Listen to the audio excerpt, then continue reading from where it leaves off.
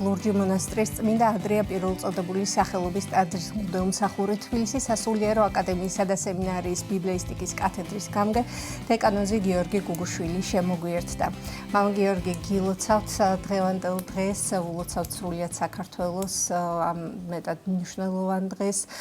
დღეს არის ანდრია პირველწოდებულის ხსენებისა და ყოლაწმინდა ღვთისმშობლის საქართველოსადმი წილხვდომილობის დღე და ასევე ულოცავთ საქართველოს მართლმადიდებელი ეკლესიის ახალი მწყემსთავრის კათოლიკოს პატრიარქად შიო მესამის გამორჩევას. სწორედ გუშინ იყო ეს ისტორიული დღე და სადაც მოხდა საქართველოს მართლმადიდებელი ეკლესიის გაფართოებულ სხდომაზე ახალი პატრიარქის გამორჩევა. ჩვენ ახლა შეგვიძლია რომ ნახოთ ფრაგმენტი 11 მაისის სხდომიდან და შემდგომ უკვე გავაგრძელოთ საუბარი. სრულიად საქართველოს ავტოკეფალური სამოციქულო მართლმადიდებელი ეკლესიის კათოლიკოს პატრიარქად გამორჩეულია მიტროპოლიტი შიო.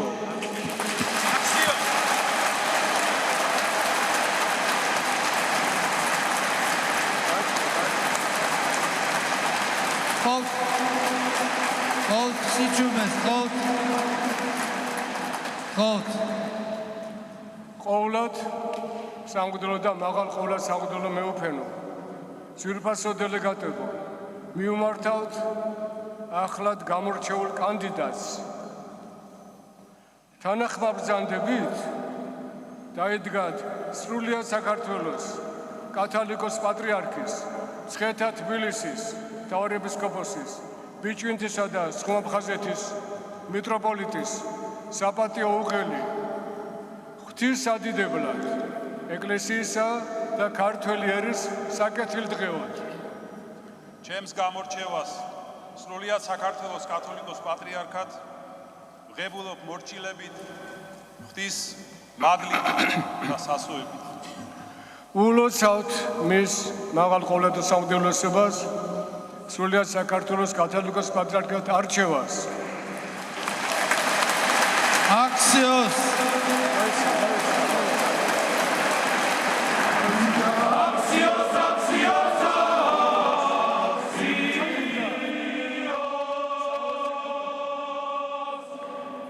ავტოკეფალური მართლმადიდებელი ეკლესიის მეთაურია უწმინდესი და უნეტარესი სრულიად საქართველოს კათოლიკოს პატრიარქი, მცხეთა თბილისის მთავარეპისკოპოსი, ბიჭვინთისა და სხუმაფხაზეთის მიტროპოლიტი, დიდი მეუფე მამაი ჩვენი შიო მესამე. აქსიოს! აქსიოს! აქსიოს!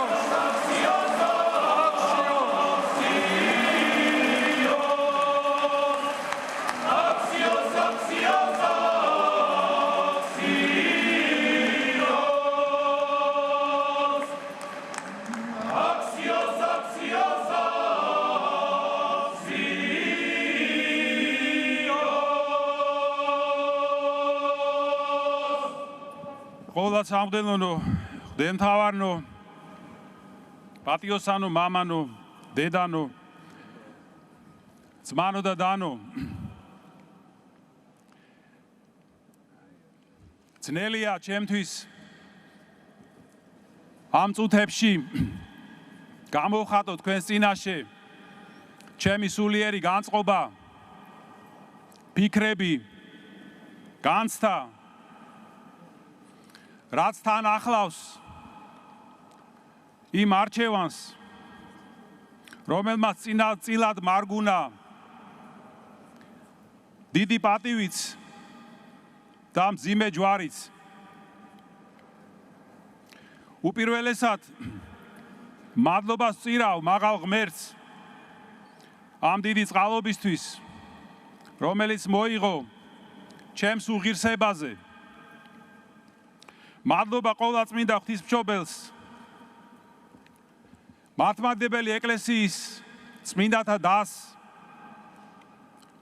ღირს მამა შიო მღვიმელს, სენაკის და ჩხოროწყუს ეპარქიის მფარველს, წმინდა ღირს ალექსი სენაკელს შუშანიას და სხვა ჩვენ სასიქადულო მოღვაწეებს, დიდ წმინდანებს შემწეობისა და მფარველობისთვის. მადლობა საქართველოს მართლმადიდებელი ეკლესიის წმინდა სინოდის მღვდელმთავრებს,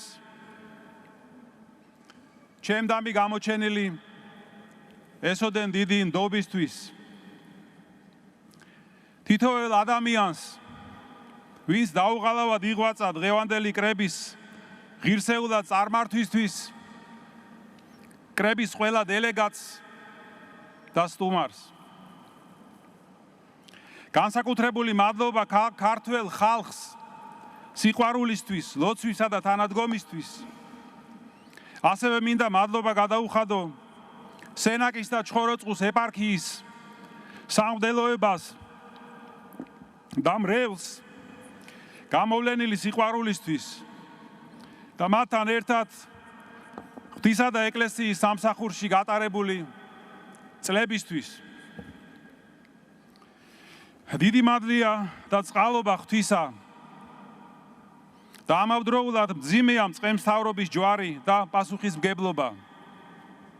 შეუძლებელია უფლის, განგებულების და განზრახვის ამოცნობა და პასუხის მოძიება კითხვაზე, თუ რატომ ინება ღმერთმა ასეთი დიდი მადლის და მსახურების მოცემა და დაკისრება ჩემზე. გაცნობიერებული მაქვს ერთი მხრივ ამ მოწოდების სიდიადე და პატივი და მეორე მხრივ ჩემი ადამიანური სიმწირე და უძლურება. ვსასვევებ ყოვლად მოწყალე უფალს, ყოვლად წმინდა დედა ღვთისმშობელს, წმინდათა დასს, ჩვენს წინამორბედ კათოლიკოს პატრიარქთა ლოცვას, სრულიად საქართველოს კათოლიკოს პატრიარქ ილია მეორის ლოცვას, ასევე ქართველი ხალხის ლოცვას და სიყვარულს. გთხოვთ ილოცოთ ჩემთვის, ილოცეთ ჩვენი ეკლესიის მომავლისთვის, რათა ერთობით, სიყვარული და მშვიდობით ვადიდოთ უფალი და ღირსეულად გავაგრძელოთ ჩვენი მსახურება ეკლესიისა და ერის საკეთილდღეოდ. დაუბრუნდით პირდაპირ ეთერში მამა გიორგი, ჩვენ ახლა თვალს ვადევნებდით გუშინდელი ისტორიული მნიშვნელობის მქონე დღეს, სადაც საქართველოს მართლმადიდებელი წმინდა სამოციქულო ავტოკეფალური ეკლესიის გაფართოებული სხდომა შედგა და სადაც გამოირჩა საქართველოს ეკლესიის ახალი პატრიარქი და ძალიან მნიშვნელოვანი დღე იყო ნამდვილად.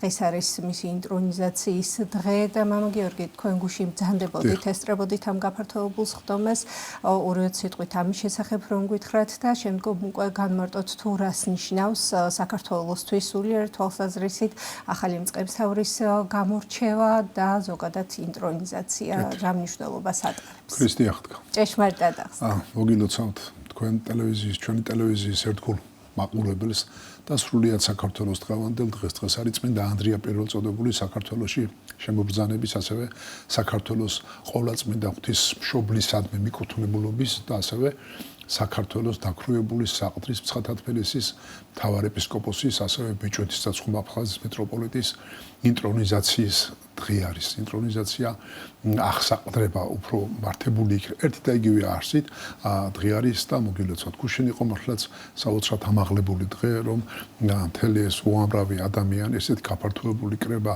როგორც ვიცი, მე-20 საუკუნიდან 1917 წლიდან არ ახსოვს საქართველოს და ეს იყო 1995 წელს ვიყავ იმ კრების მონაწილეც. მაშინაც გაფართოებული კრება იყო, მაგრამ ეს იყო საოცრად დიდი მრავალრიცხოვანებით, დიდი ზეიმით, ფაქტობრივად და სიხარულით, იმიტომ რომ ის კვალი, ორნატი ძველ ქართულად როგორც სულხან-საბაურბელიანი ბრძანებს, რომელიც გაავლო ჩვენმა უწმინდესმა პატრიარქმა ილია მეორემ, აი ამ კვალის გამგრძელებელი გამოჩნდა და მადლობა ღმერთს, თანამედროვე დროს მისი კურთხევაც აღსრულდა, იგი არის მისი გამგრძელებელი და შევთხოვოთ უფალს, რომ ღირსებით, სიკეთით, სიხარულით, სიყვარულით, სიმდაბლით წარმართოს ეკლესიის მდგომარეობა, ეკლესია, რომელიც მას მიანდო უფალმა და უფალთან მიმყვანებელი ყოფილიყო ჩვენი ახლად გამორჩეული კათოლიკოს პატრიარქი შიო მესამე. უნდა აღინიშნოს, რომ ჩვენი ეკლესია არის აი აღსაყდრება ამ ტერმინის შეიძლება თეზისურად თქვა, იმიტომ რომ ძალიან მცირე გვაქვს დრო და უამრავია სასაუბრო და მე ერთმანეთთან დავაკავშიროთ ეს თეზისები, იმიტომ რომ ყოველ ამ მოხზე უამრავი სასაუბრო იქნება. დავიწყოთ იმით, რომ ჩვენი ეკლესია ანდრია პირველწოდებულმა დააფუსრა. სახარებიდან გავიხსენოთ ერთი ეტაპი, ერთი მომენტი, რომ მაცხოვარი ამბობს, თქვენ რასაც უყურეთ მოვიდა რა აღთქმული მესია, ეს ერი შემოიკრიბა, ხოლო მოციქულებს ეუბნება თქვენ უფრო მეტი მოგერით აღსასრულებლად, გასაკეთებლად რა არის, რომ მოციქულობა რა უნდა ახასრულოს, მოციქულობა ეკლესიები დააფუძნეს, ხომ?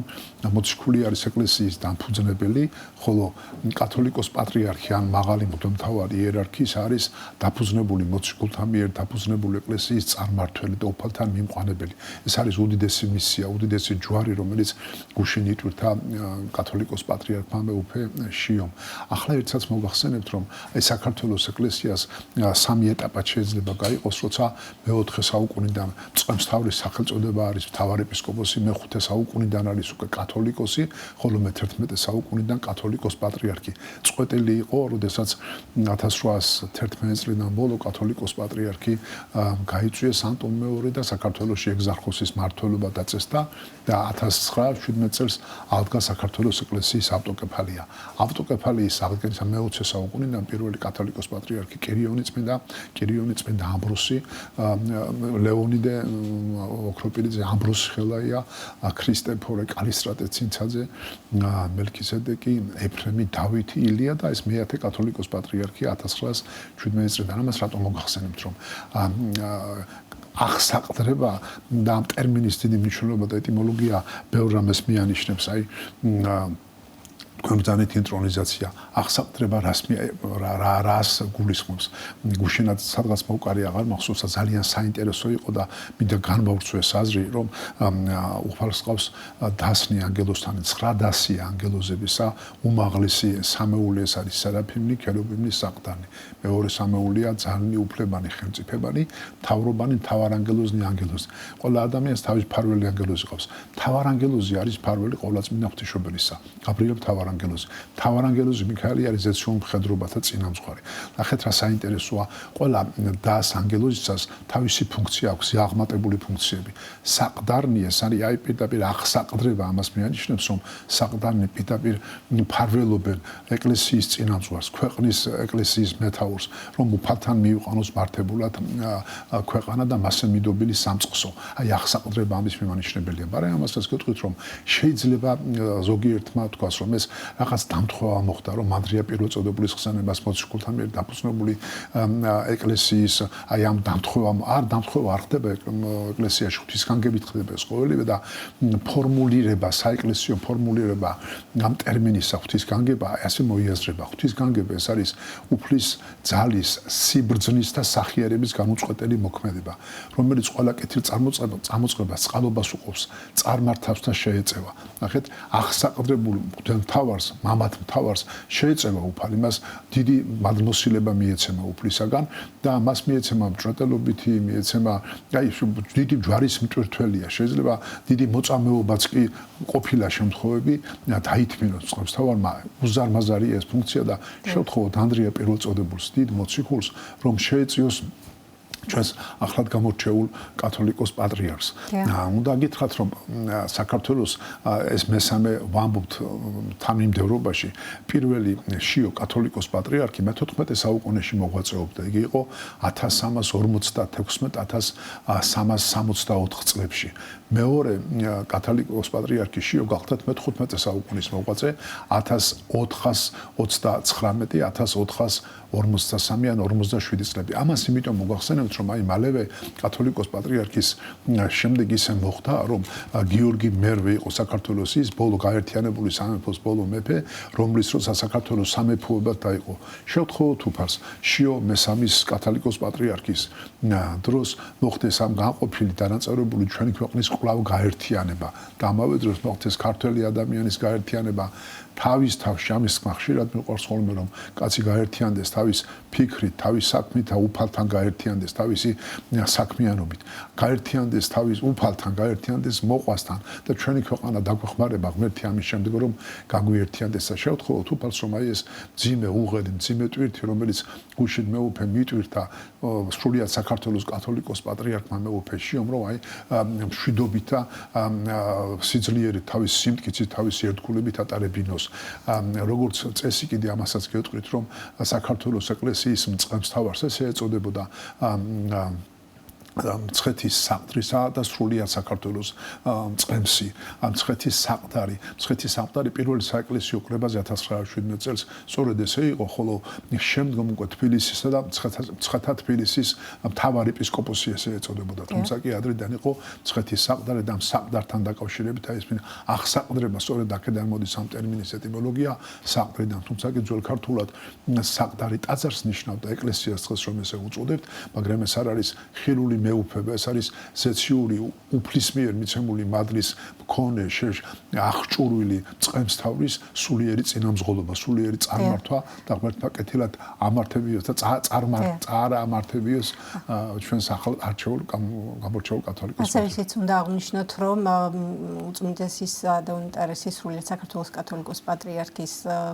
შიო მესამის აღსაყდრება მოხდება სვეტის ცხოვლის ტაძარში კი და ამასაც განსაკუთრებული მნიშვნელობა აქვს. ეს როგორც წესი ესე აღესრულებოდა ხოლმე ყველა კათოლიკოს პატრიარქი, ასევე ყველა ეპისკოპოსი ბოლო პერიოდში მე-20 საუკუნეზე ვამბობთ, როგორც წმინდა უწმიდესმა პატრიარქმა ილია მეორემ დაამკვიდრა, რომ მცხეთის საყდარში ხდებოდა მღვდელმთავართა ხელდასხმა, იმიტომ ეს ტრადიცია იყო.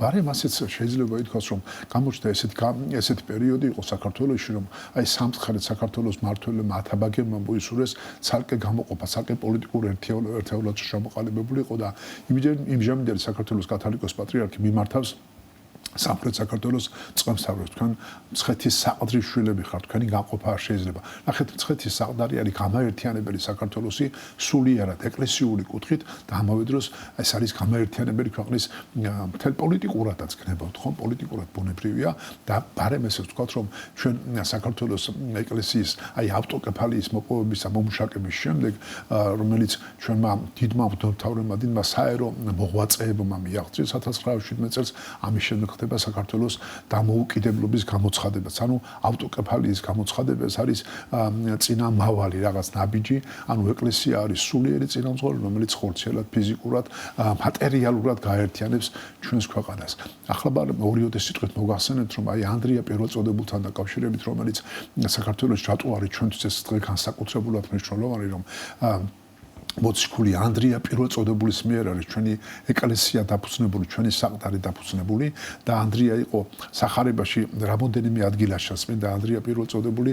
ერთი ის როცა იოანე ნათლისმცემელი აღასრულებს ნათლისღებას მიდიამასთან იერუსალიმიდან წარგზავნილები დაეკითხებიან რომ შენ ახარო ქრისტეო, არა ვარო, ხომ არ წინასწარ მეტყველი არა ვარ, მაშინ ნათლობას რატომ აღასრულებ, რატო აკეთებ ამას? მე ვარო როგორც ესაია ბრძანებს რომ გზა ხახადებლისა ჩვენ უდაბნოში ღაღადებელი გამზადენი გზანი უფლისანი სპერხვენი თალაგნიმისი ჩემ შემდეგ მოვა ის აღმატებული ვისაც მოველოდებით რომლის თასმის შეკვრის ღირსიც არა ვარ მეორე დღეს ხალხისთვის ამოწმებს იხილე არა მაცხოვარი ამბობს წმინდა იოანე ნათლისმცემელი ატარიგი ღმრთისაი რომელმან აიხონა სოდვანის სოფლისანი და შემდგომ დღესო ანდრია პირველწოდებული და იოანეს როცა რომლებიც არიან იოანე ნათლისმცემლის მოწაფეები მათთან ამოწმებს და ანდრია და იოანე შეუდგებიან უფალს მთელი დღე ვითარ მეათე ჟამამდე მათთან იმყოფებოდნენ და შემდეგ ანდრიას მოყავს თავისმა პეტრე, იოანეს თავისმა იაკობი, ესენი არიან პირველი მოციქულები. რა საინტერესო შესხმა არის ჩვენ ქართულ სინამდვილეში, რომ შეეწყნარეს და შეესაკუთრნეს ქრისტესა ორნი ესე კეთილი და შვენიერი ძმანი, ვითარცა დასაბამი სამოციქულო ეკლესიისა. ანდრია პირველწოდებული არის სწორედ ის შემკრები თავის ძმასთან ერთად, რომელმაც დააფუძნა სამოციქულო მოციქულ დაერთობა, მოციქულთა კრება. ამასთან დაკავშირებით, რადგანაც ძალიან ცოტად რო გვაქვს, აი თეზისურად თქო მოგახსენებთ, როცა მთაწმინდელთან მოუწია ანტიოქიის პატრიარქს გასაუბრება საქართველოს ეკლესიისა და ანტიოქიის ეკლესიის უპირატესობის შესახებ, სწორედ მაშინ ამბობს და არის რომ არა მწოდებელი უნდა ემორჩილებოდეს წოდებულს, არამედ პირიქით არის, ანუ საქართველოს ეკლესია არავის ტოლს არ დაუდევს თავისი უპირატესობით. საქართველოს შემოსული შემობრძანებული წმინდა ანდრია მოციქულის შესახებ მრავალი სასაული აღესრულა, მრავალი საქმე გაკეთდა, ეკლესია დააფუძნა, ცნობილია რომ მან შემოაბრძანა ყოვლადწმინდა ღვთისმშობლის ხატი, სანამ მოხდებოდა სულიწმინდის მოფენა, მანამდე ხადაგებს ანდრია პირველწოდებულის სულიწმინდის მოფენის შემდეგ საქართველოში მას მოუწია შემოსვლა სამგზის შემოდის და ყოვლადწმინდა ღვთისმშობლის ხატით მრავალი სასაული აღასრულა, მან დააფუძნა ეკლესია აწყურში, მან დააფუძნა ამ ხატის მეოხებით მრავალი სასაული აღესრულა და დაადგინა პირველი ეპისკოპოსები, დაადგინა მღვდლები, დიაკვნები და ეკლესიას ამის შემდეგ უკვე იწყება ეკლესიის ორგანიზება, ეკლესიის მოწყობა. ამ ხალხთან დაკავშირებით, ყოვლადწმინდა ღვთისმშობლის ხალხთან დაკავშირებით ცნობილი ფაქტია ძველი ქართლის ცხოვრებაში ჟამთა აღწერის თხზულება არის ასწლოვანი მატიანა, სადაც უწყებულია რომ დემეტრე მეფის დროს, თავდადებულის დროს ჩვენი ქვეყნის აი უკეთურებისაკენ მიდრეკა ჩვენი ხალხისა ღვთის რწმენიდან გადახვევამ სამართლიანი საშიელი მოგვივლინაო უფალმაო და მოხდა დიდი მიწისძვრა და ეს აწყურის ტაძარი ჩამოინგრა, მაგრამ ხაც არაფერი აღნება არ მიუღია, ვითარცა გვირგვინი დაერქვა, ვითარცა ქუდი დაერქვა ეს გვირგვინიო ამ ხალხს დამითი გადარჩა მრავალი სასაული ამ ხალხთან დაკავშირებით და წმინდა ანდრია პირველწოდებული არის შემწე მეოხი წარმართველი დამფუძნებელი ჩვენი ეკლესიისა, ხოლო მწყემსთავარი არის მოციქულთა მიერ დაფუძნებული ეკლესიის უფალთან მიმყვანებელი. ანუ მოციქულებრივი ტვირთი, მოციქულებრივი ღვაწლი აქვს მწყემსთავარს და კიდევ ერთხელ შევთხოვოთ უფალს, რომ ახლად გამორჩეული კათოლიკოს პატრიარქი ღმერთმა ჯამთელად თიცხანს გვიმყოფოს, მიულოცოთ საქართველოს, რომ დაქვრივებულ ეკლესიას გამოუჩნდა მწყემსთავარი და შევთხოვოთ უფალს, რომ აი ეს დიდი ტვირთი, რომელიც მან უნდა ზიდოს, აი ღვთის შეწევნით კეთილად და მართლად აზიდიოს. ასევე მინდა საბოლოოს ვიცი რომ ძალიან ვჩქარობთ, რომ ტროპარი ანდრია პირველწოდებულსა ვითარცა მოციქულთა უპირატეს წოდებული და ძმა უაღრესისა მათისა თუ მეუფესა ყოველთასა ევედრე ანდრია რაითა სოფელსა მშვიდობა მოონიჭოს და სულთა ჩვენთა დიდი წყალობა ჩვენს ქვეყანას მთლიანობა და ქართველ ერს სიმშვიდე და უფალთან სიკეთით და ლოცვით სვლა ჩვენი ახალი მწყემსთავრის წინამძღოლობით. მადლობთ მამა გიორგი მობრძანებისთვის, როგორც ყოველთვის საინტერესო საუბრისთვის და განმარტებისთვის. თქვენ კი შეგახსენებთ სტუდიის სტუმარი გახდათ ლურჯი მონასტრის წმინდა ანდრია პირველწოდებულის სახელობის ტაძრის მღვდელმსახური, თბილისის სასულიერო აკადემიისა და სემინარიის ბიბლიისტიკის კათედრის გამგე დეკანოზი გიორგი გუგუშვილი.